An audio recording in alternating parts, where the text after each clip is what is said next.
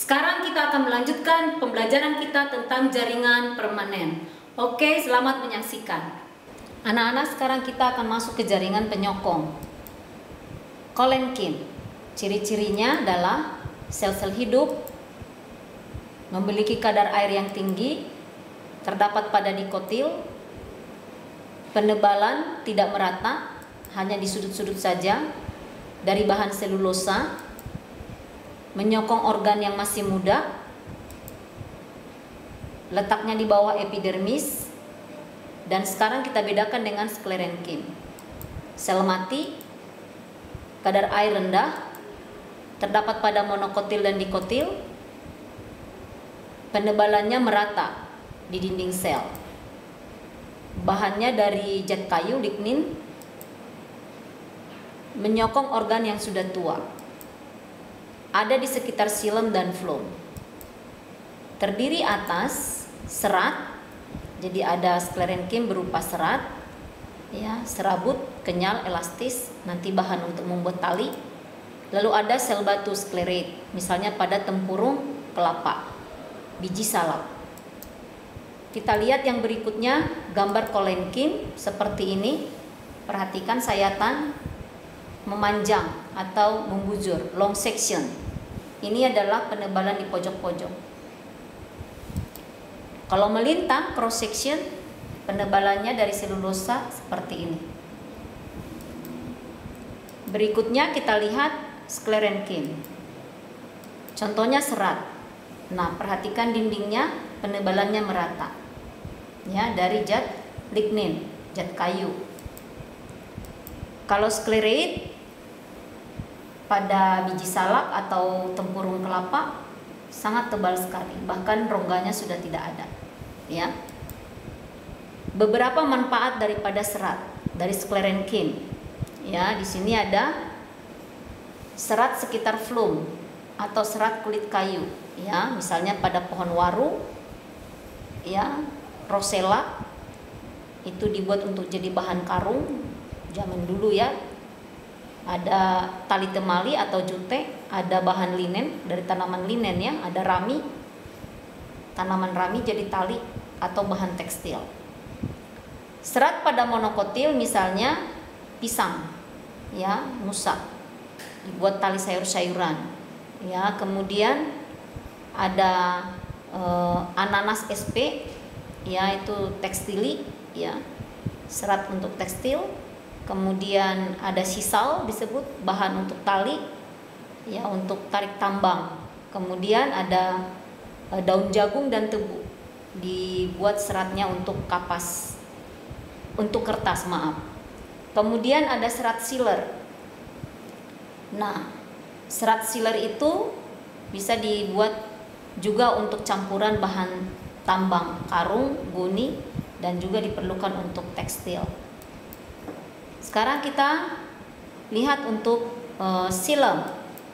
Strukturnya itu sudah dipelajari sebelumnya, fungsinya mengangkut air dan unsur hara dari dalam tanah ya. Kemudian ada parenkim, ada serabut, ada trakeit, ada trakea. Nah, ini adalah gambar sel-sel yang ada di dalam xilem, khususnya untuk trakeit, ya. Nah, kita lihat penampang membujur daripada xilem. Ya, jadi di sini perhatikan yang besar-besar ini adalah trakea.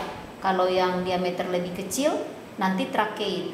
Nah, di sini itu ada yang disebut nanti dengan serat-serat sklerenkim yang menyokong jaringan xilem. Lalu nanti tentu ada parenkim, xilem. Nah, bentuk penebalan xilem kita mengenal ada 4. Jadi nanti ini seperti apa namanya itu, nokta, ya, pori-pori. Ada yang nanti seperti jala, ada yang berupa cincin, ya. Lalu ada yang berupa spiral. Bentuk penebalan dinding daripada trakea dan trakeit di xilem, ya. Itu berhubungan nanti dengan daya kapilaritas air. Nah, untuk floem ini mengangkut hasil fotosintesis, ya. Kemudian dia juga ada parenkim, plum, ada serabut plum, dan ada sel pengiring.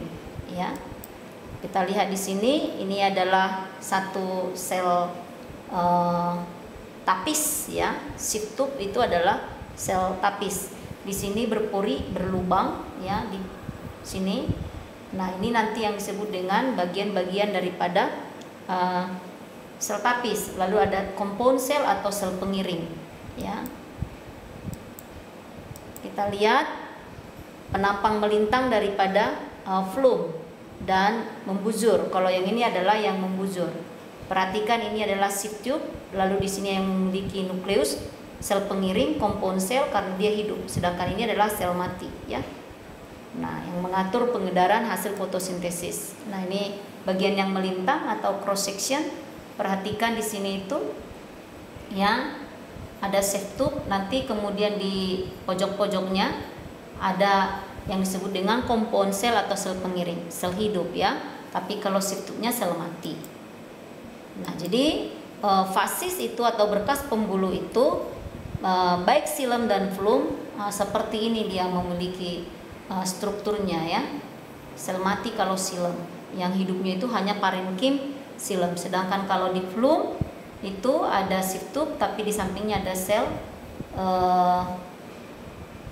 pengiring atau compound cell. Ini fiber atau serat di phloem, ini serat di xilem, dan ini trakeid, ya. Jadi kalau trakea itu jauh lebih besar diameternya. Itu untuk daya kapilaritas pengangkutan air dari dalam tanah. Berikutnya kita lihat berkas pembuluh, ya, di dikotil dan di monokotil. Ya, kalau di dikotil itu ada kambiumnya, ya. Nanti dihasilkan, ya, ada phloem ke arah luar, yang ini adalah xilem ke arah dalam.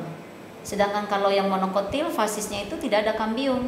Jadi xilemnya ini xilem, trakea, ini trakeid, ini ruang reksigen, ruang udara. Yang ini parenkim xilem, ini serat. Yang ini adalah sel-sel tapis, sheath tube. Lalu yang ini adalah sel pengiring, ya. Kemudian yang ini adalah serat phloem. Yang ininya adalah parenkim phloem. Sedangkan kalau yang dikotil, perhatikan yang bulat-bulat ini trakea, yang kecil-kecil trakeid. Yang ini serat xilem. Kemudian parenkim xilem itu yang dindingnya tipis. Yang ini adalah phloem, gitu, ya. Jadi ini adalah phloem sekunder, yang ini adalah phloem primer. Ini adalah xilem primer, ini adalah xilem sekunder. Nah, untuk yang dikotil nanti mengalami pertumbuhan sekunder. Nah, seperti ini dia, ya. Yang kuning ini phloem primer, yang ini adalah xilem primer, lalu ini adalah yang biru ini xilem sekunder, yang ini adalah phloem sekunder. Nah, demikianlah